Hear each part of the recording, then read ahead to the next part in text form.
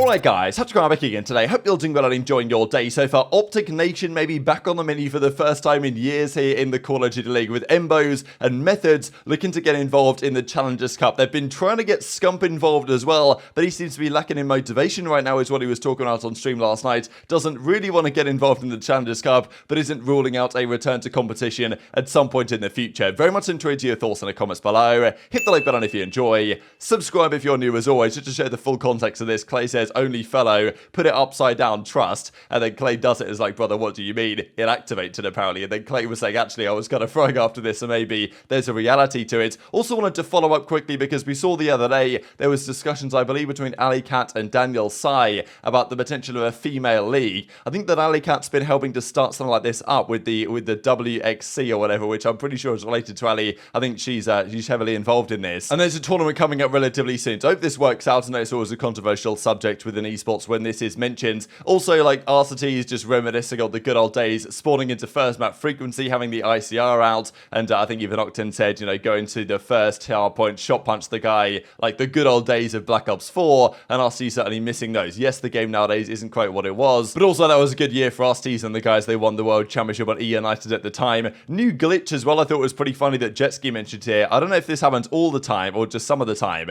but if you call in a cruise missile and, well, obviously you can spin the cruise missile around, he puts it slightly up and to the left here, I suppose, and then when he spawns back in, his character wheel is leaning to the side. Like you're in one of those, like, Wonderworks Hall. I don't know if you guys have ever been to those. Like, I remember as a kiddo, we used to go to this, like, Wonderworks upside down house, I think it was in Florida, and when you would go and you walk through this, like, hallway type thing, where everything would be spinning around you, and you'd feel like you're on your side. It's basically what's going on here. So, I don't know if this happens all the time, but it's pretty entertaining, to be honest. Like, I mean, yeah, I'll just show the full version here as you go and come at this thing, and maybe you're just recovering from a hangover or something. I don't exactly know what's going on for this guy, but pretty entertaining stuff. Also, from Dashy and Formal, we know that when Dashy ever tweets out an anime gif, Formal isn't so happy because Dashy never actually watches any of the animes involved. So DJ replies at Formal, and Formal apparently wasn't happy about it. And yeah, basically that's the storyline here, that Formal is kind of frustrated that Dashy has tweeted all the anime stuff and never actually watches it. So maybe there's another story arc to come on that side of the equation as well. Also, a bit of drama I've got to mention between Beans and Slasher. We know that obviously Slasher has been deeply frustrated about the use of loudness equalization, and it seemed like Beans believed that Slasher was starting to use it last night. So he tweeted this out, one of us, and Slasher's like, oh, what do you mean? You fellas have joined the dark side and I, for one, rate it. I'm actually confused. What dark side are you talking about? And then and Beans is like, no shot, you guys don't have loudness on now. And then Slasher basically says, you can FaceTime me any moment, my brother. I'll show you that I don't. We didn't run it for weeks. Then we had one of us turn it back on after we realized everyone was cheating. Already said that too. I think that was probably Cellium. I don't exactly know, but I think one of them turned it back on at some point. And then Beans reckons, I could tell you wasn't using it. I was more making a general statement of all of you. Competitive integrity's been in the bin for a while. I rate the transition when online matches mean this much. So, you know, this is the thing. Beans thought maybe that Slasher individually was using it because I guess they're playing them in scrims, and then Beans was just, you know, maybe he was behind a guy and got heard when he didn't expect him to be heard, and then thought like, oh damn, like these guys have turned it on now. Fair play, I suppose. Even the FaZe are going to go for it nowadays anyway, and admitting, of course, that Boston use it themselves. And of course, as Slasher goes on to say here in the replies, like everyone was cheating using it, therefore one of us turned it on, and maybe that's still what's going on here, that one of them on FaZe is using it, such as Cellium, which means that in search and destroy scrims and practice and stuff, even if one of your guys has got it on, and let's say he is, you know, let's say he's dead and he's spectating a teammate, he can just sound everything for them as well. So, I don't know, pretty interesting, right? That Beans is basically saying that, yeah, they're using it online, and FaZe have been maybe starting to use it a bit more online over the last few days. Fundamentally, there are some problems with integrity of some of the pro players, but also the game is just a bit broken, right? And also just the format is the issue. The online matches meaning this much can be a problem. If the online matches meant 5 points, not 10, for example, like, would the teams be using this? Because there's a trade-off, right? If you use it online, you get to win more online matches, potentially marginally, and if, let's say you're not using it and the other team is, they do have more of a chance to win this loudness equalization thing that is banned on LAN, but they can kind of get away with it and use it online. Maybe, you know, Sasha came up with the idea that just randomly check PCs after the series, just to check, or before the series or during the series, just to see if a team is using it, and if they are, unlucky, you forfeit, banned from the CDL, I don't know. You could go pretty hard with it, but if you do give up any advantage in the online matches, then you put yourself in a tough spot because you lose out on 10 points, which which could be crucial for seeding your champs qualification. And also, you potentially start the LAN tournament in losers, so you can't really afford to do it. But if it was only 5 points per online game, then maybe there's a world in which the team say, you know what, it's better to not use it to make sure what we're playing now is the same as we play on LAN, and there's an advantage to be gained there. But just because online's so important, they just, all of them really have decided now we're just going to use it anyway. And even FaZe have got someone using it, even though Slasher still doesn't like it very clearly. Let's talk about Scump then and his future in the Call of Duty world. He was back to a live commentary last night. I know there's been lots of discussions about Scump. Oh, why doesn't he stream more often? Like, this guy's retired and now he's not doing anything. It's like, look, the guy's retired. Give him a break, you know what I mean? Like, he's retired from competitive cards. I know that he wants to do content and stuff, and he's obviously doing content.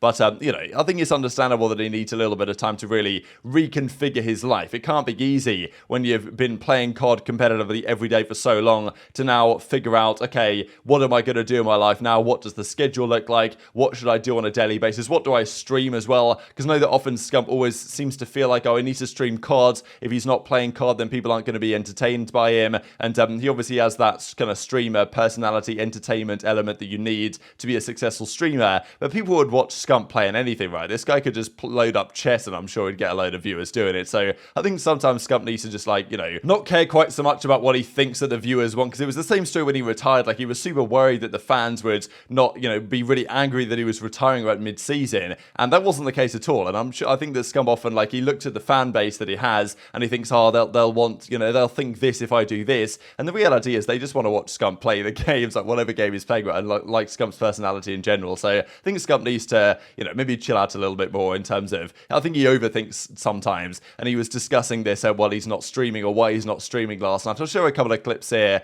from, you know, when he says that he's kind of been lacking motivation in some senses, and it's not so easy to figure out what he's planning to do and what he's trying to do. But, you know, I think that it's good to see that Scump's getting back into it, and I'm sure over time Scump will get the hang of what he wants to do and what he wants to stream and how much and everything. And of course, the watch parties aren't going to go anywhere either. Just before I share this clip, though, we'll package it together with another couple of clips on Scump potentially returning to competition. Now, here we go, baby. So, it seems like Methodz, since he's retired, and of course, MBoZe is coming back now into being a more prominent feature of the competitive scene, which is always entertaining because this guy, like, he has a great personality. Like, him on the watch parties, I think, is always good fun. And whenever, like, he's disappeared for a few years, it's always kind of a miss, I think, from the scene. So, Methodz and MBoZe want to find 2 for the Challengers Cup today. So, the Challengers Cup begins today. Probably by the time this is going live, we're not far off this actually beginning and finding out what team they actually have. But, of course, they are looking at potentially bringing back OpTic Nation. Now, MBoZe was on OpTic Nation way back in the day, I think, when that was the thing and they had like a second team,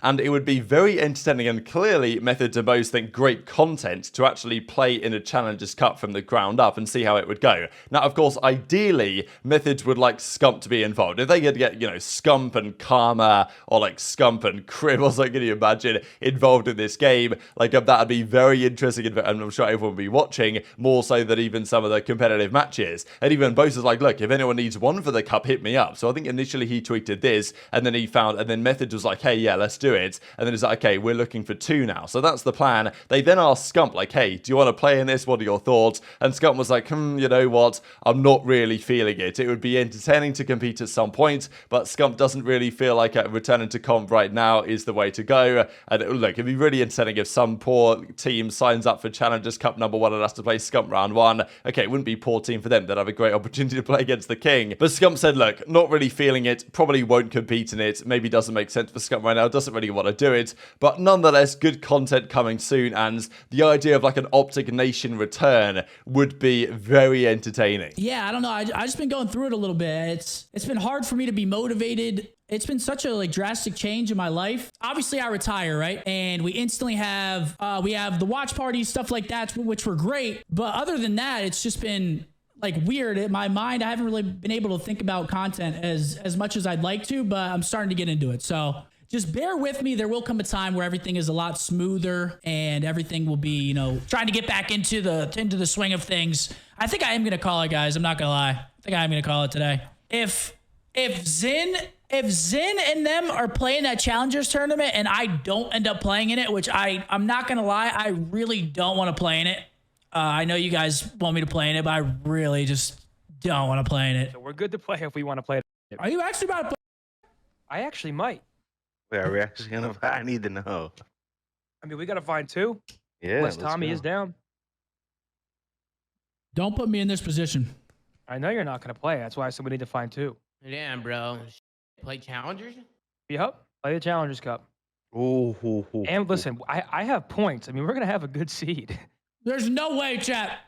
It's content, You know yes, what but I it's thought grimy as if 4X pros play a cup mid-year. Just not Now make it's this too a late house and your and people's then money save a don't house suck. store for another video. yeah, like what? If you're losing to Wait, retired what? pros, kick Yeah, that rocks. means you're trash. That means Yeah. This is my love. I mean, if you're trying to make it in the league and you can't beat former pros, telling you where's guys. your argument to beat the current ones? This is That's an a great ordinary point. No. maniac You're spot. spitting facts I right leveled now. up. What's crazy? How I'm gonna long would make the day these be? hot dogs later instead of I mean, it could spending potentially be a $80 long on day. DoorDash. I mean, how long are we, if we make it 300 far, calories, what are we thinking? 20.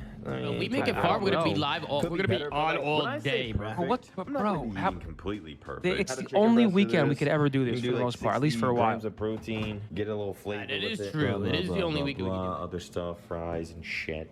Boom. Dan, I feel like you're Kitchen, invested. nice, I mean, clean. I'm Gotta- just gotta down. Get the air fryer. We got the toaster. Like, I'm just we got the down to waffle play. Like, maker, it's we just- got I'm down to the shit on Vitamix. people.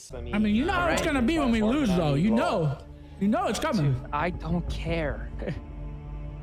If my The chat's roasting me Windows for losing, sold I me won't on care. this.